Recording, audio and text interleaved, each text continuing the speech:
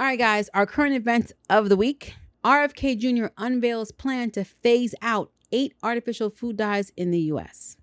Now, whatever controversial things or moves that our RFK Jr. is trying to make is one thing, but this right here is something that I can get behind.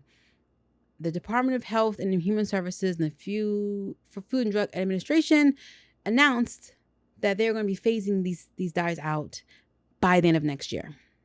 Now, imagine my surprise when I found out years ago that foods that are sold over here are banned in UK because of certain ingredients. So either the companies don't sell them in the UK or they remove or substitute the banned ingredients so that they can sell them over there. And when I found that out, I was like, why the hell are we still being exposed to this? What is going on? FDA, what is the point of having you if you're not going to do your job? Hello? The FDA commissioner, Dr. Marty Makary, was at the news conference when they were announcing all of this. And he said that the agencies are looking to revoke authorization for 2 synthetic food colorings and to work with the food industry to eliminate 6 remaining synthetic dyes used in cereal, ice cream, snacks, yogurts, and more. That's literally 80% of every kid's diet. Oh my gosh. Makary says, today, the FDA is taking action to remove petroleum-based food dyes from the U.S., food supply, and from medications. I didn't even know that the dyes were medications. Like, for what? For the last 50 years, American children have increasingly been living in a toxic soup of synthetic chemicals. All right, listen.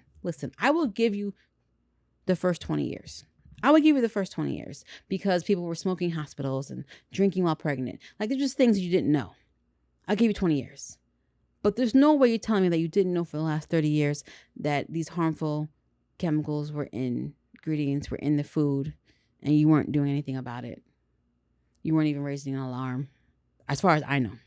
Former President Joe Biden's administration in January started the process to ban one artificial dye, red number 3, which will need to be removed from food by January 2027, and from medications from 2028 because it was shown to cause cancer in rats.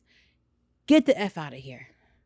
So the reason why they do testing on rats is because the way they process things is similar to our body types. So it makes the most sense for them to test things out on them, because what affects them in a certain way is kind of what would affect us. The Biden administration, like, they were going after one. And I feel like red number 3, I feel like that might be the worst one from what I've heard. I think that's the worst one out of all the dyes. But they're giving them more time. They're giving them until 2027 and 2028. Now, RFK Jr. is expecting to get these dyes out by the end of next year. However, he also said that 4 years from now, we're going to have the products off the market, or you will know them when you go to the store. So either they're going to be gone, or there's going to be like a label saying, hey, this contains dyes that could cause cancer or whatever. So are you giving them till the end of next year, or are you giving them 4 years? I'm confused, but okay. Let's give them extra time, I guess. I don't know how this works. So they're talking about removing citrus red number 2, orange B, green number 3, red number 40, yellow number 5, yellow number 6, blue number 1, blue number 2, Chanel number 4. It's like that last one was, I made that up. Okay.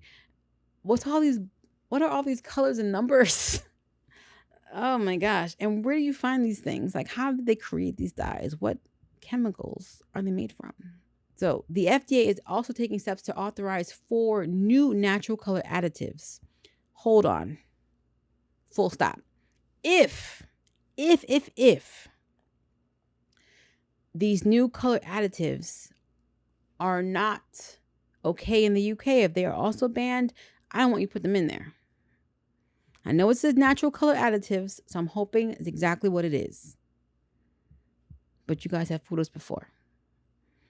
All I'm saying is, if the UK don't want it, I don't know if we should want it. All right. So it says here that the plan, though, to remove and replace is contingent on an understanding with major food companies that they will voluntarily remove them to meet consumer demand. So we are holding up the companies that have knowingly been putting harmful chemicals in our food to the honorary system. All right. So it's not clear what enforcement mechanism Kennedy will seek to implement the new changes.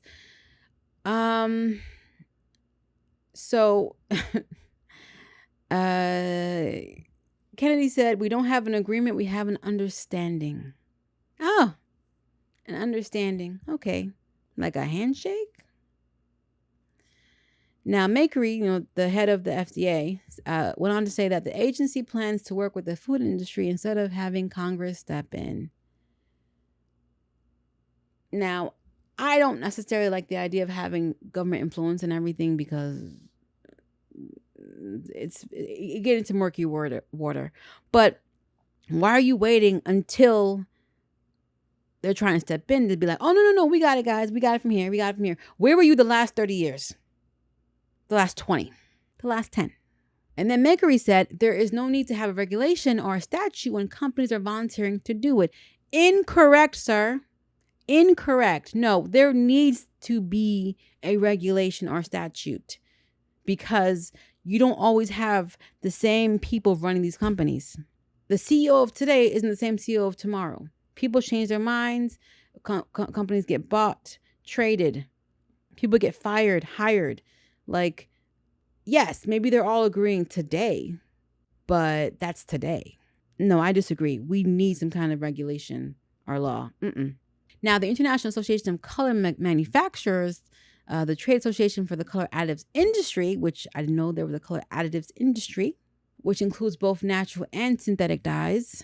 Synthetic dyes shouldn't exist unless we're talking about clothing or toys, nothing that goes inside your mouth, issued a statement after the news conference questioning the proposed timeline. So they're worried about this end of the year or the 4 years or whenever. Like, well, hold on, there's a lot that has to go on, guys.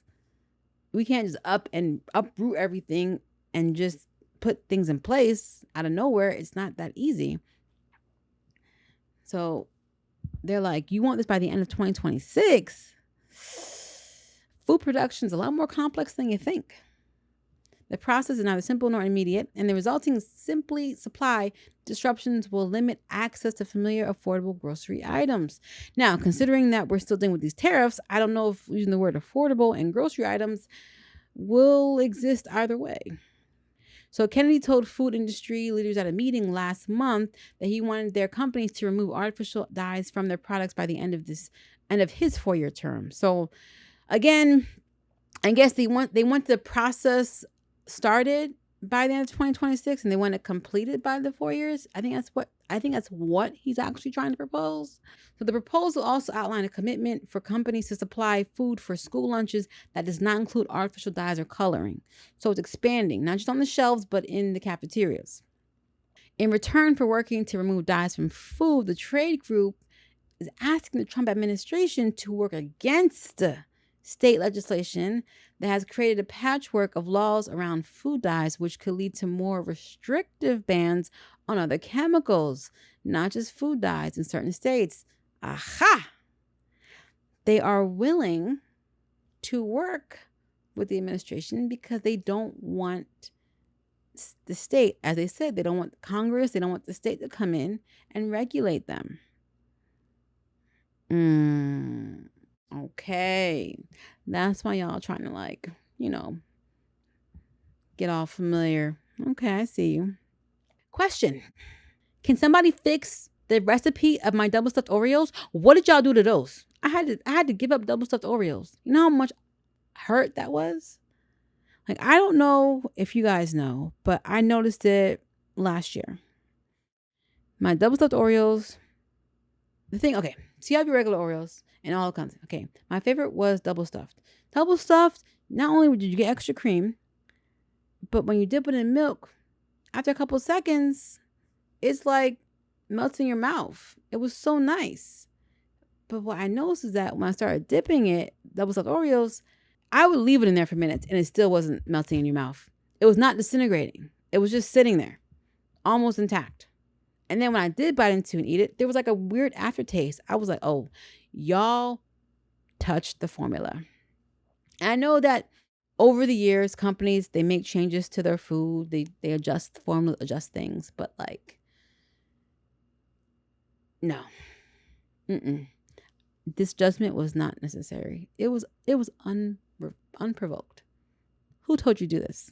Who told you? There's an entire skit, okay, done about the CEO of Oreos. I love that skit, by the way. I forget who, College Humor, I think they did it, where he was like, hey, we won. We sell the best cookie.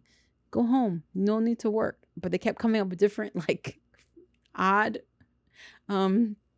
cookie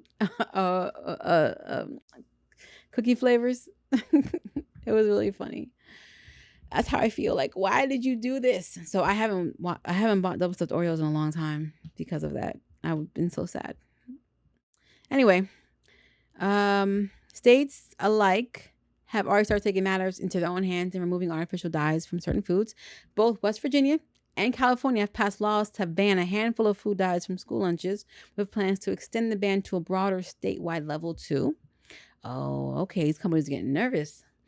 And let's see. Yep, they already started banning things. So, what are the health risks? What are the health risks exactly? From candy to breakfast cereal to medication, synthetic food dyes are in a wide range of products that Americans consume. Studies suggest their vibrant color makes food more appealing and could even increase appetite. Have you seen the stats on obesity in America? Do we look like we need an increased appetite? Makery claims studies have found a link between petroleum-based synthetic dyes and health conditions, including attention deficit hyperactivity disorder, obesity, diabetes, cancer, and gastrointestinal issues. Wow. Scientists caution that the evidence for health risks are not that clear. Okay, I hear you. It's not a definitive no, but the numbers, the statistics, the high probability, why risk it, dog? Why risk it? Yeah, you're right. We don't know for sure how it affects these things, but why are we risking it? Now, while the health effects of the dyes are not fully understood, many other countries have either banned the additives outright or required food packaging warning labels about the health risks. Hello, not to be funny, but like for a first world country, why are we like one of the last ones to do this? Oh, that's right. Money. All right, guys, does this make you feel hopeful about the future, possibly, of foods? And do you think that they're going to adhere and pull this off? Do you think that companies will do this? And do you think that it should be up to the companies to implement this? Or do you think the state should be laying out laws to enforce? Let me know. And why have you been asleep at the wheel for 30, 50 years, FDA? This is why I trust you, dog. Hey guys, quick aside. If you like what you're seeing and you like what you're hearing, feel free to give the video a like, subscribe, and hit the notification bell so you can always be up to date on what's going on. And for those who don't know, I'm a writer, director, and producer with my own series, The Zombie Chronicles, which you can also check out on Amazon Prime or Tubi. And those looking for a way to help support further, you can check out my Patreon, NXG Global Productions, where I discuss more movie reviews, access to clips of my writers group recordings, first look at behind the scenes, shout outs on social media, posts, and more. I'm looking to grow the community and would love to have you be a part of it. Plug over.